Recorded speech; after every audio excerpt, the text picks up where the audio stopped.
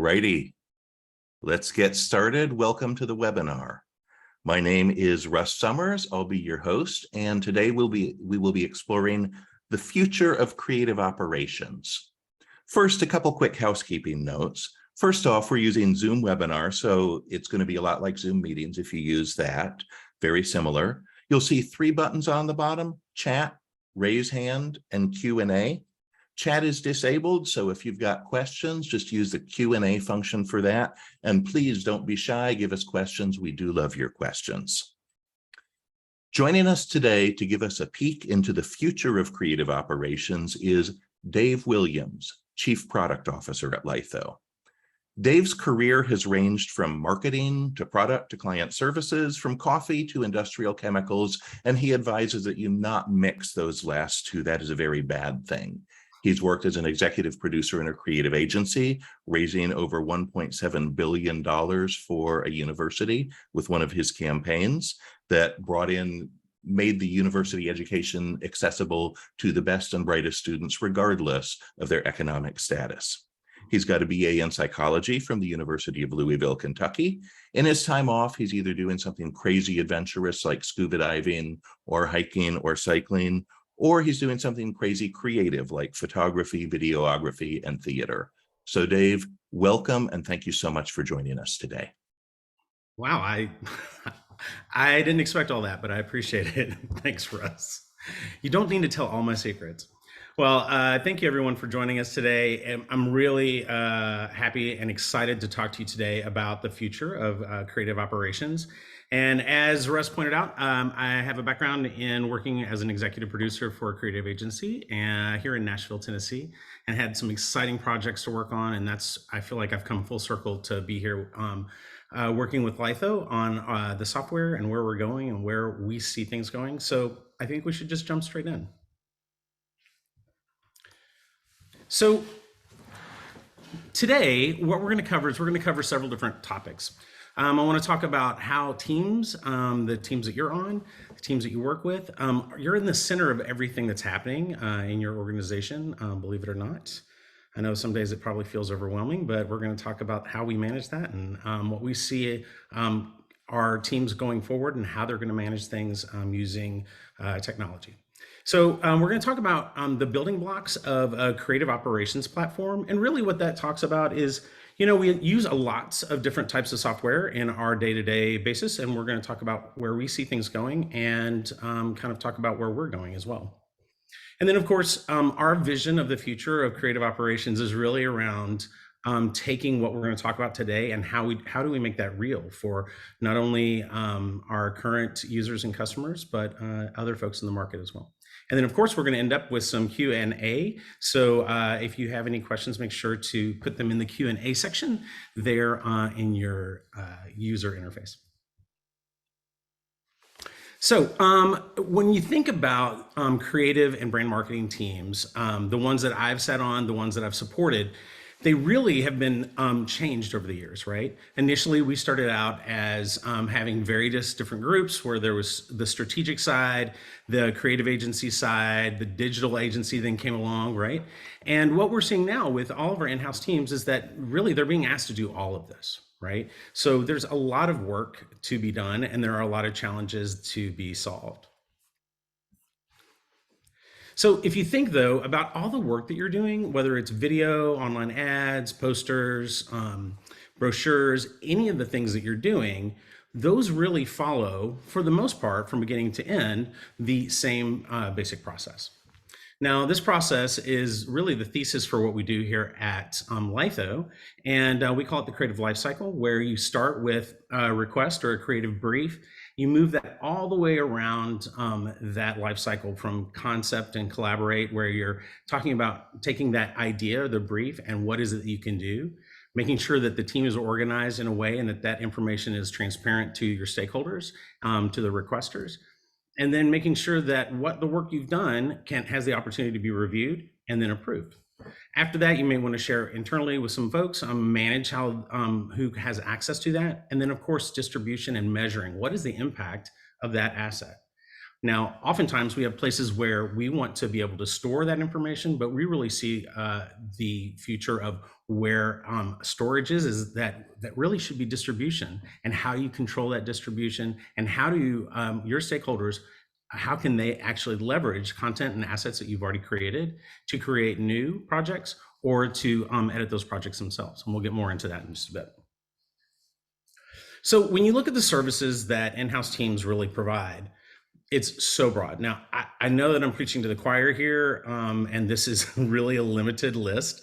If you think of everything that you're probably doing and how varied teams can be, we really have a lot of work that comes into us that really requires not only different approaches, different information, but also different skill sets, right? So today I'm going to be quoting some stats from the Cella 2022 In-House Creative Industry Report. If you've not read that, it's fantastic. I believe Cella is a recruiter for in-house teams for creative talent. And so ask yourself, in what capabilities do you expect the most growth in the next year? Well, they basically researched and surveyed over 300 agencies and leadership in those agencies. And this is what they see. So of course, I think video is all apparent to us. Video, creative and digital strategy, motion graphics, digital design, content, social media, and so on. So as you can see, from all of the content that we see growing, we certainly see a push in things that move and things that reach people where they are, mostly social media or their mobile devices.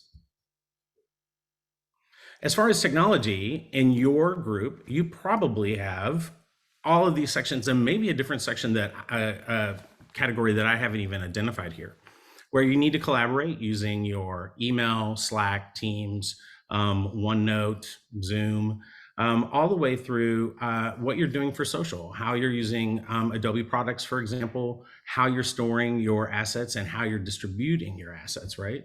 So I think the other thing is that we often don't think about is for those of us who don't work for a retail provider or someone who has a distribution network, there's also the need for being able to consume data and push data out into the assets. So we have a lot of software that we're actually using. So we've talked about all the work.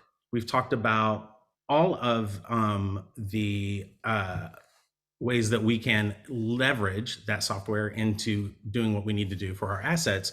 But where do those assets go and how do you distribute those?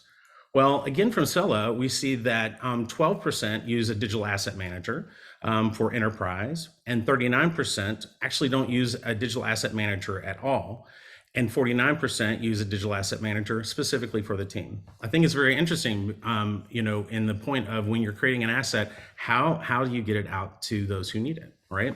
So interesting stats there. Something that was very interesting that I pulled out of the Cella report is the fact that, remember when we first got email and we were sending email around with JPEGs and PNGs, that has actually dropped for the first time in 12 years. So Cella has done this report for 12 years, and this year is the first time that the actual use of email to distribute an asset has dropped, and it's dropped by 9%. I think it's pretty significant, especially with the usage of digital asset managers today. The challenge, though, I think, is that when we talk to our customers and people in the market, we find that many organizations have more than one asset manager. They may have a shared drive, they may have use another system like Dropbox or Box. And so really the challenge becomes, where's the asset I need? How do I get assets to my stakeholders, especially those that are external to the organization, right? So the other thing that Cella asked that I think is very interesting and exactly what we are seeing as well, especially if you've seen the creative management report that we put out here from Litho, is that we see that there's a big change on how people are looking at technology to leverage and become more efficient. So the question was asked, are you going to be changing or updating your creative tech in the next 5 years? 86% of the respondents said yes, 14% said no. Now, this could be across traditional or more regulatory organizations who find it harder to change, or maybe more print driven. But in general, we see that everyone's going to be updating their technology as they move forward. So I think the other thing that's interesting about being an in-house team is that you have multiple stakeholders, right? So not only are your stakeholders a part of management, or they may be department based or lines of business, but you also have locations. It may be your own location, or it may be a distributor network. The other thing is that there are also external stakeholders. Think about those people talent that you may hire from outside, or someone that may need an electronic press kit or logo, or they may need your brand standards. There are tons of stakeholders that really we have to address and take care of, right? Many, many customers. So what we see is that all of those stakeholders are coming into creative operations, coming into the team, and then creative operations is then delivering that work based on what kind of work is needed, what is the strategy, what is the SLA, right? So one of the challenges here with that is that how does everyone get everything that they need? So Sella looked at who are you actually creating assets for? And for the audience for them, external audience was 68%. Again, this was across 300 creative agencies. 12% was an internal audience, and equally internal and external is 20%. So imagine bringing in a stakeholder that doesn't necessarily know the system that you use, or they may not have access to your S drive or your shared drive inside your organization. It's really hard to make sure that the stakeholder can see and get to what they need to when they can. So when you think about creative teams, and I know that each of you that's on the call today feel this, is that right now you are really the center of all those stakeholders and their various needs, the various types of work that you are trying to accomplish for them, the technology, what is this, what is the, what are the brand standards, and really, like, how do you balance and measure all of that? Well, we've already looked at the technology, and we've seen that we have many pieces of technology. You could be using project management software, you could be doing an asset manager, and all of those are what we call point solutions. So the asset manager does one thing, the project management system does one thing. All those pieces of software have a specific purpose. And so today, what we're going to be talking about is really what is a creative operations platform, and how do we change how we look at the work that we do, and how do we keep it organized? So you're probably going to ask here, what are the building blocks of a creative operations platform? And I'm so glad that you asked. So the way that we see it today is that there is creation management, there is universal approval, there is creative automation, and asset management. And so we're going to dive into these. I want to kind of inspire some thinking around what is possible and actually where we're kind of headed, because we've been on a path for about a year and a half now that we're starting to see fruition from, and would want to inspire you as well to think about how you're managing work, stakeholders, talent, and all the deadlines that you have in front of you. So from a creation management standpoint, I look at this as how do you get the information from stakeholders or from your strategy or what your calendar has in front of you? How do you plan that out? Who are the resources that you're going to need? How do you collaborate? So we know that, of course, we are collaborating and ideating on everything from the campaign for the new for Q4 or a new season that you may have. We're ideating on that before we really ever get into project management or delivery. So we want to support those things, and also through the integrations of the systems that you already use. I think the key idea around a creative operations platform is the idea of having a system of record that is tracking all of the activities that you need to do that really bog you down and keep you from being the most creative, the most strategic, really providing the highest level of value you can to your stakeholders and organization. Of course, automation through templates and recipes that basically understand that, hey, this is a video project. Automate who should be a part of that video project, let me make selections, but lift some of that administrative work off of me so that I can really focus on really making this the best product that I can. As well, of course, as operational insights and time and investment tracking, right? Because we're going to be asked how we measure ourselves, what's the volume, how many projects have we done, how long did it take them to be done, what was the impact of those projects, right? The next component or building block of a creative operations platform is universal approval. So approvals can happen in several ways, right? One, does the project need to be approved, and does it directly relate to the strategy of the business or that particular campaign? Does the approval happen at for an asset or for the campaign, for each individual thing that's coming down the line for a campaign, right? And then, of course, when someone wants to use something, have access to an asset that's already been created, that we need to be able to approve that for them or give access to the right people at the right times. So, of course, collaboration tools related to that, insights, who has what, who was approved, where did it go? Seamless stakeholder access is really the key here, I believe, because we shouldn't expect our stakeholders to understand how marketing works, how marketing strategy works, or necessarily how we make the sausage. So we want to be able to provide a service for them that we're not just cranking out content. We also understand the strategies behind what we're building and what they're trying to accomplish. So making sure that they have access to that, to those assets when they can, and then of course time tracking around when was something approved, how long can it actually be in flight, when is it approved to go in flight, things just like that. Then, of course, creative automation. Now, this is something we're going to dig into here in just a little bit, but imagine that that you've created a set of work. I can't tell you how many times that I've worked in other companies where we've created a giant set of assets for various teams. They can't find those assets. They don't know what they mean. How does it relate? And so having the ability to find those assets and even make slight updates to them or full updates to them is really important for stakeholders, especially with the sizes of our teams. And if it's something that is low value from ramping up the entire team, I think that what we're looking for is the ability to engage and really enable the field in a way that not only protects the brand, but also gives them the tools that they can use without having to go through an entire cycle. Of course, data integration, brand standard control, I think is really critical. I think we all understand there's nothing worse than someone using Comic Sans in a presentation or in a poster or a video. So we want to make sure that we have control and we support our stakeholders. Stakeholders don't necessarily know everything that we know and understand, or the standards that we want to maintain, but we want to make sure that we give them tools that really guide them that direction and give them guardrails for those. And then think about language support. Many organizations have locations or support stakeholders in multiple countries.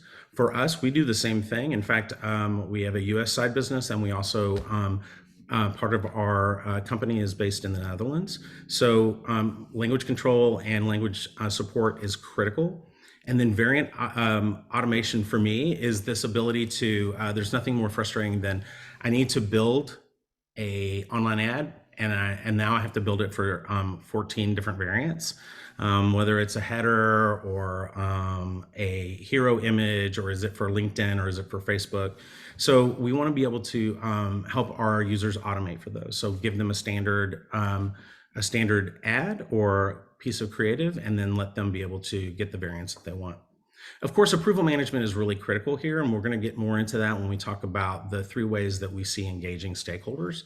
But the idea here is that in some cases, we want our assets to be available, searchable, findable, download it, go and do great things in the world, right? Other times they may need approval for, let's say that it's an outside organization that needs an electronic press kit or information on a new product, or something new that you're about to announce. We don't necessarily always want direct access to that. We want to have a gated asset. And so making sure that we can control who has what, and making sure that everything is available to the people who need it when they need it. And then, of course, content suggestion. I think one challenge for stakeholders is when they start putting in a request for something, they can be typing, our vision is that we would love to see, oh, you're asking for a video about this new product. Here are some assets that are already created. And so instead of taking more time to have to go through and find, key up the entire team, we want to give them the opportunity to find things in a more directed way. And then, of course, asset management. So I think we all understand that storage is one thing, but sharing and distribution is another. The other thing that is really important and necessary is that although we have really strong teams, sometimes we get outside help or we need information from someone we're co-branding with. We want to be able to give them the ability to upload content into the asset manager so that we can use that immediately and it's available to everyone who's working on the campaign. Of course, targeted search for stakeholders, I just talked about a little bit. One thing that's interesting right now that we're looking at is asset tracking. So where did an asset go into the wild? And so we're actually doing some proofs of concept right now on how assets can be tracked once they leave the asset manager. And so I think that's very interesting. Also, not only for just understanding where did it go, how many likes did it get, how many people shared it or downloaded it, but also it's a great idea around the protection of IP. Has this logo been approved? Has this creative been approved for this particular site, for example?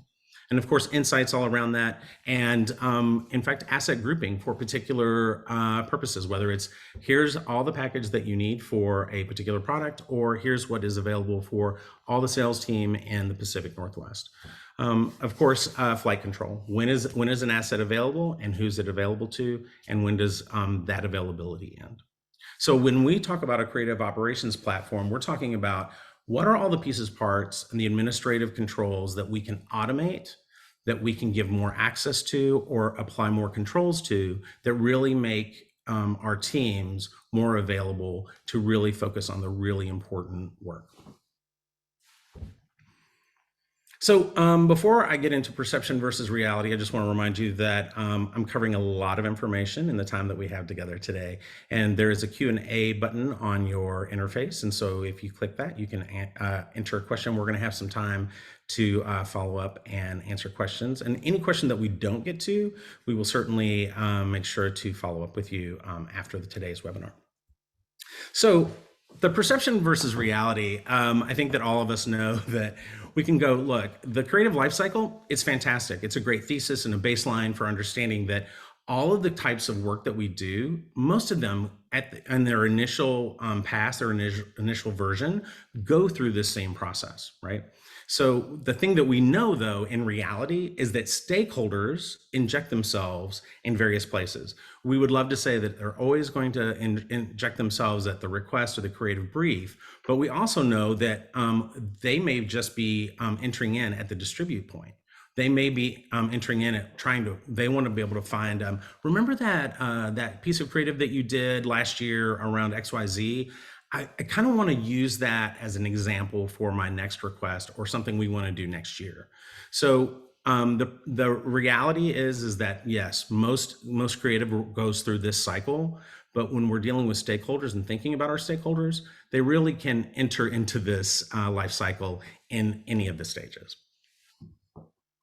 So when we talk about that, I just want to bring up a quote. I was with a customer last month, and this was one of the key things that they said, which just got me excited because we've been thinking about where we're headed, what is the future of creative operations for a while now. And this started to solidify for me what our thinking is.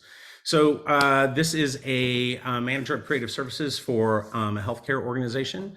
And he says, we are receiving ever increasing pressure to provide assets as templates to stakeholders. Now, some of you may already have this same issue. I would make a guess that many of us do, right?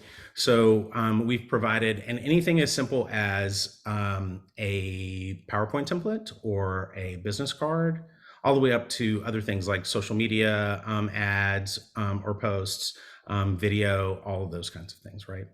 So in thinking about this, one of our key core values here at Litho is let people run. And what that means for us is that we want to give our colleagues the ability to run as hard as they can, as much as they want, in the sense of we remove the barriers for them doing their best and highest work. And so in thinking about using that core value toward our customers, which are these in-house agencies and creative teams, is that, you know what, I would want my stakeholders to run as well. So we started thinking about What if we simplified the stakeholder experience so that teams could focus on their highest and best use?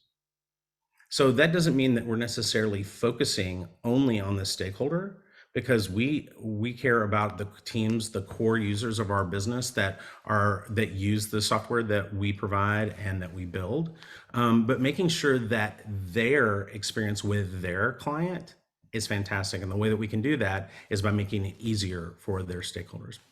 So let's kind of dig into it, and I think it'll reveal itself pretty well.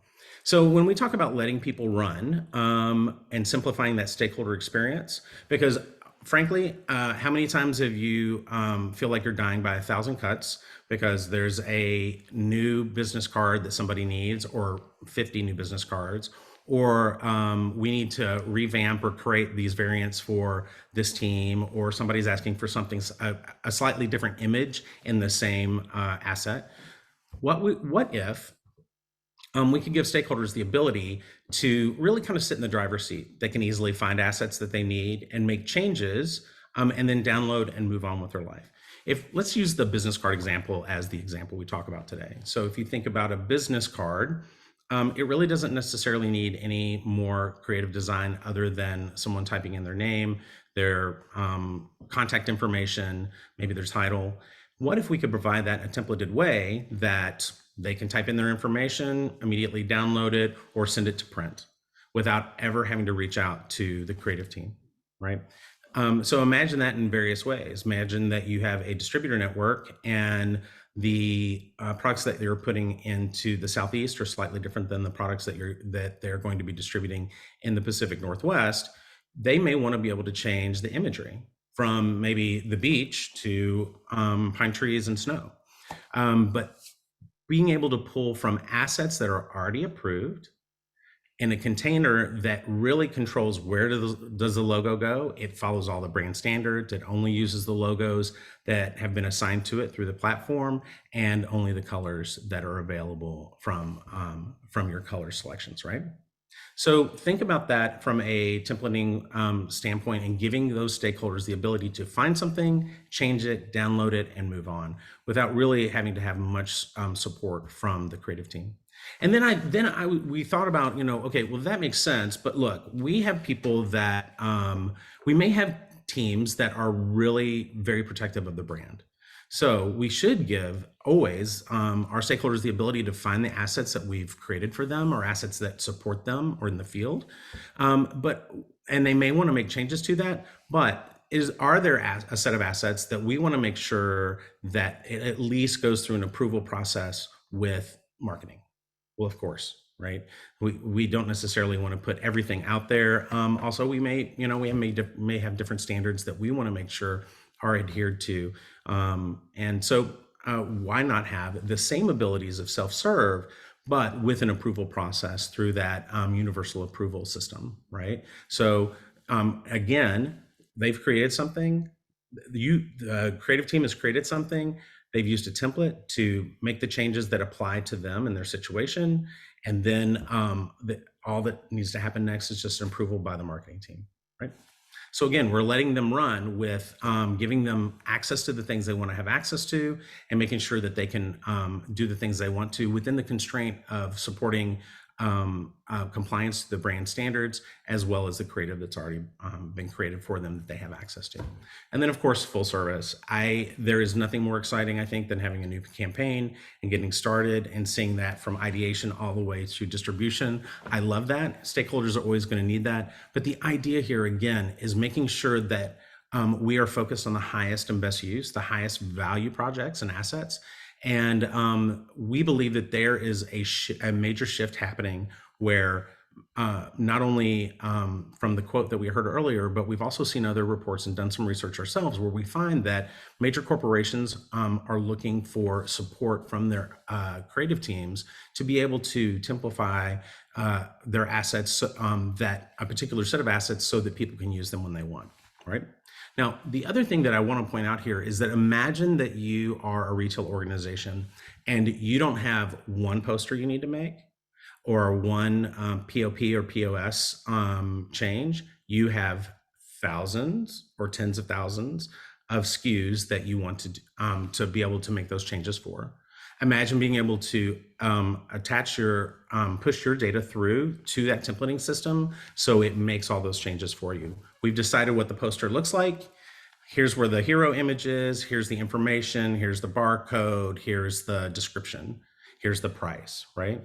So in the same way, so that, when we look at being a creative operations platform, we're not just talking about, oh, everyone's going to have to key something in. We also see that there is a huge opportunity for data to be pushed through a template and all the data connected so that there's one design, posters come out the same way, whether it's for a single location or multiple locations. So we're getting close to time here, so I will pick up the pace a little bit. So our vision here is that we are looking to build a creative operations platform here at Litho. It would have the same look and feel. And it would be, actually think of it as connecting the applications that matter. As you know, today we have a not only workflow side, but we also have an asset manager side that we merged with last year.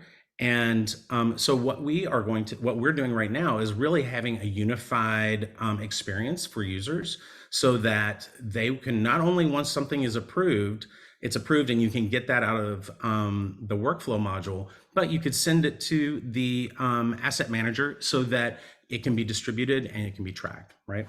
So what's great about having a platform is that you have interoperability between the systems and software that you already use. It extends the shelf life of assets. Your stakeholders can find them easily or reuse them or repurpose them, and provide really the next level of field enablement. So I'm not just storing something, I'm really creating a place where people and systems can grab assets and have them distributed. And then of course, supporting teams for their highest value work, which is not necessarily always going to be a business card.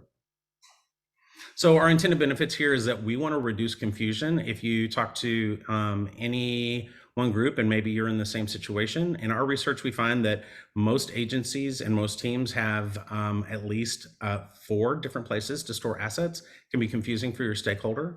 And really what this does is it starts pulling everything together so there is one system of record. So what happened from ideation all the way through distribution? What happened after distribution? Was that asset reused?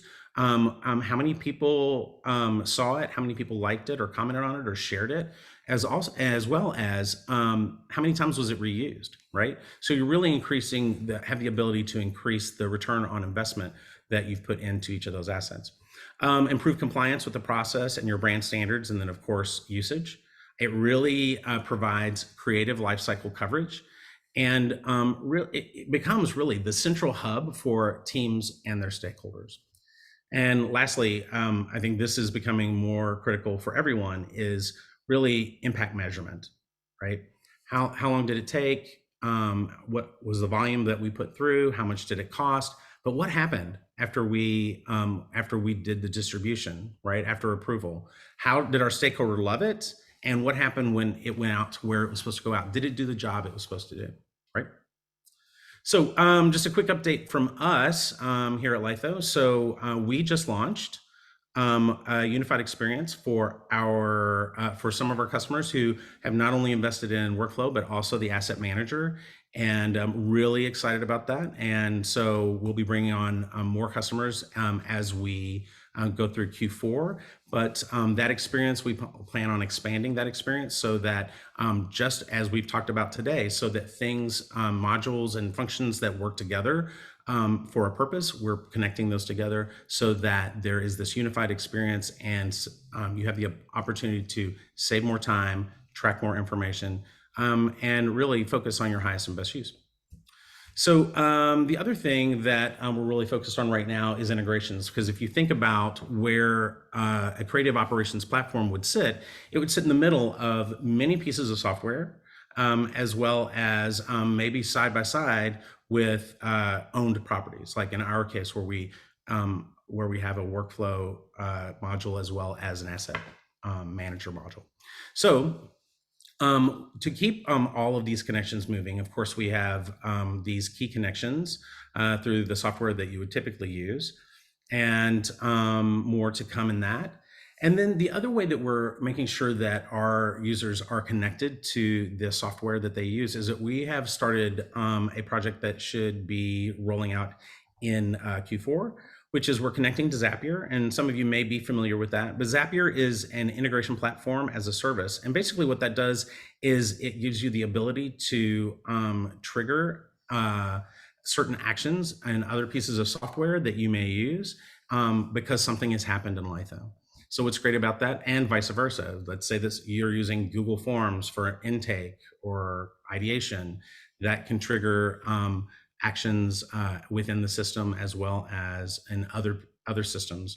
So we're really focused on that right now. So what's great about that is that we truly believe that software that sits in the middle that can communicate to the software that you're already using can really help you track and really improve the efficiency of your operations from ideation all the way through distribution and reuse. So I hope that I've inspired you to think about how you're going at your creative operation today. So we have a few minutes left. I would love to open the floor and answer any questions that we might have. Outstanding. Beautiful work, Dave, and just really, really nice vision. We already have a couple questions from the audience that I'm going to go to, but I'm also going to encourage anyone, if you've got further questions, by all means, type them into the Q&A box because we want to get to as many as we possibly can. I'm going to start with the first one, which is kind of an interesting one. And this is, in essence, I'm working a lot in Litho workflow in the project management side of the business. It seems like much of this vision also integrates the digital asset management portion of the platform. What's your thought on how those two things work together? And if I am primarily using workflow right now, what are my opportunities to do more with asset management? Sure, great question. So imagine that a stakeholder wants to start a new campaign, or they have an idea or a project. Giving them the ability to look at other assets they've used as a starting place is great, especially for stakeholders who aren't necessarily creative, but they see something that they've used something in the past. So imagine being able to use an asset to start a request, which is part of that unified experience that we rolled out last month. And so being able to use that asset and to start a request, or even to add in comments, because as you go through collaboration, you may find like, oh, I like this, but I really like the phrasing from this email or this social media or poster or the annual report. You can pull those in directly in for that. Other ways would be the ability to use anything from the asset manager as a template. So today in our asset manager, we also have a module called Create and Publish, where you can take print assets and make them into a template. And then your users can go in there, enter the information they want, save that out as the new revised asset, download and move on. The way that we see it is that imagine that somebody comes in to put in a request and they start typing the request. What if we know who that user is, maybe what region they work in or department they work in, and we've already created an asset, and we give auto suggestions to them for, hey, are you talking about this? Would any of these serve your needs, right? So then not only could they grab what they need and go, or they could use that to go ahead and complete the request. So those are a couple of ways. The other way that we see the brand guide in our asset manager working is that imagine someone's using a template, and we want to provide native functionality. Like let's use Word for an example. What if all the controls, like what are the fonts, what are the colors, what logos can I use, actually come from the brand guide, right? So you've set those in the system. So now when everybody needs to use a template or whatever it might be, they're getting direct directions from the system.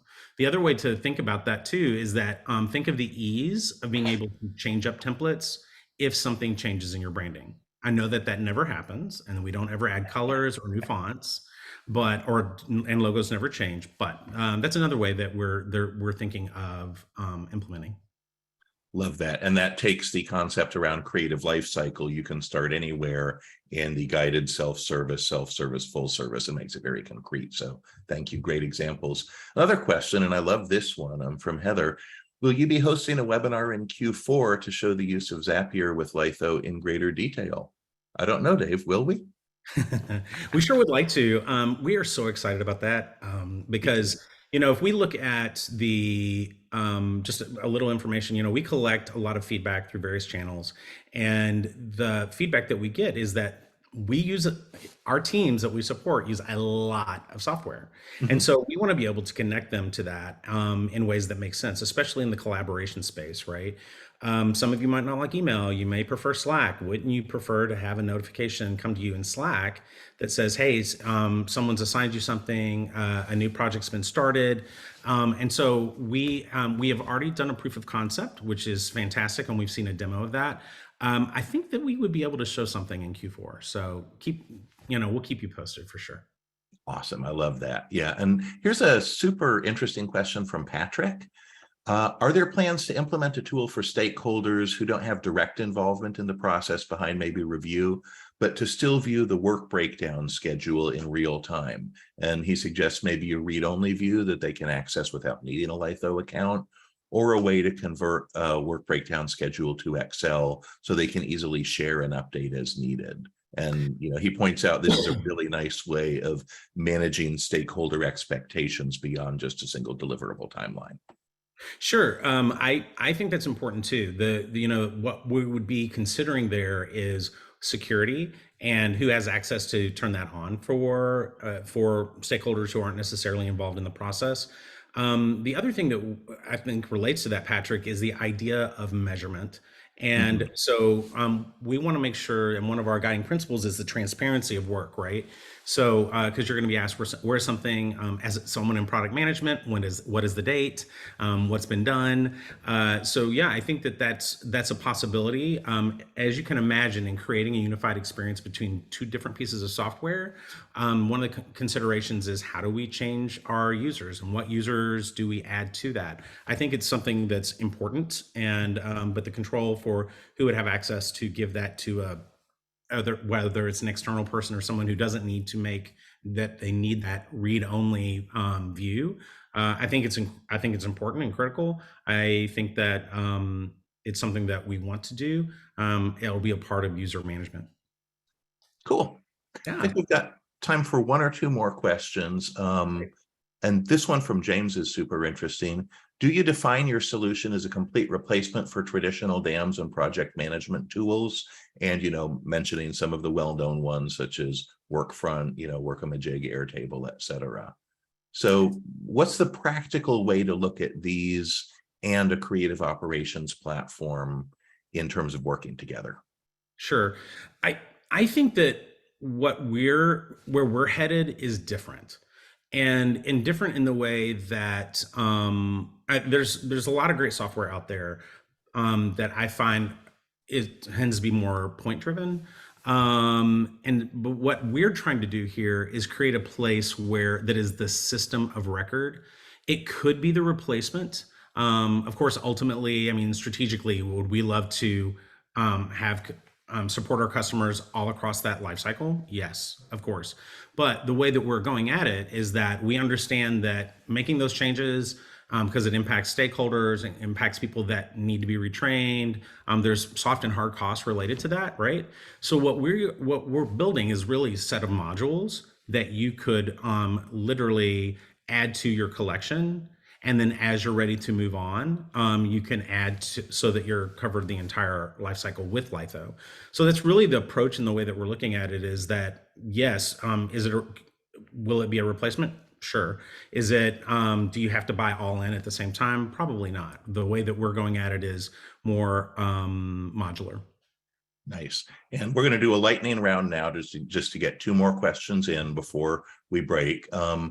So each of these you can answer in 10 seconds or less, Dave. That is your challenge. The Okay. first lightning round question: does Litho Workflow have the capability to assign the length of time required for a project based on the type of creative being requested? Um, That is a interesting question. In certain ways, yes. Time boxing it through automation is possible. Mhm. Yeah, and there's assorted ways that can be done through process as well. So Right. a really good question. And then because I've talked to customers that found ways to do that, and then just in their process. And then the final question, would Zapier integrate with the social media content management system like Sprout or Hootsuite? I would have to check because the list is literally thousands. I believe there is the possibility, but I would want to double check to be, to be honest. And I'm pretty sure from a past life that there is a Zap for Hootsuite, but really, Dave, your point that they make their whole business model is based around integrating with thousands of applications, gives you some assurance that there likely is. Mhm. Well, Dave, I'd like to thank you for your time. I'd like to thank everyone for attending and for asking such great questions. I hope this has been useful, informative, and thank you all very much.